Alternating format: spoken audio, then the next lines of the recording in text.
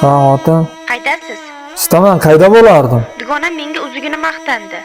Eri sovg'a qilibdi. Yana chet elga dam olishga olib ketyapti ekan. Ha, nima qilay endi shunga? Yo'q, siz hech nima qilmang.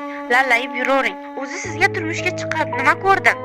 Mana, qo'shnimizning eri Dubayga aylantirgan olib ketibdi. Dugonamning eri mashina sovg'a qildi. Nima, meni ham ayolman. Ayoldek yashagim keladi.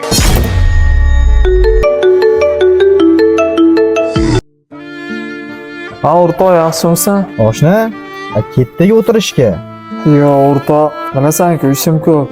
Obbo, yana bahonami? Qachon senga telefon qilib o'tirishga aytsam, ming'ir-sing'ir qilasan. Bo'ldi, seni chopdik.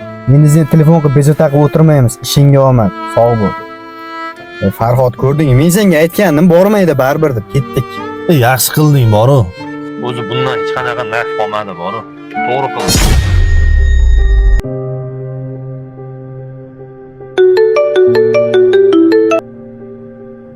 Ha, onajonim, assalomu alaykum.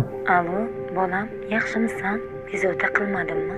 Kech qolganingga xavotir olib telefon qilayotgandim. Qorning to'qmi? Onajonim, ha, qornim to'q. Qachon kelasan, bolam? Men sen yoqtirgan ovqatni kelinga qildirgandim. Issiqini olib o'tiribman. Onajon, men uchun issiq ovqat o'rab o'tiribsizmi? Pul yo'q, omadsiz erkakni chin qalbidan birgina onasi yaxshi ko'rar ekan.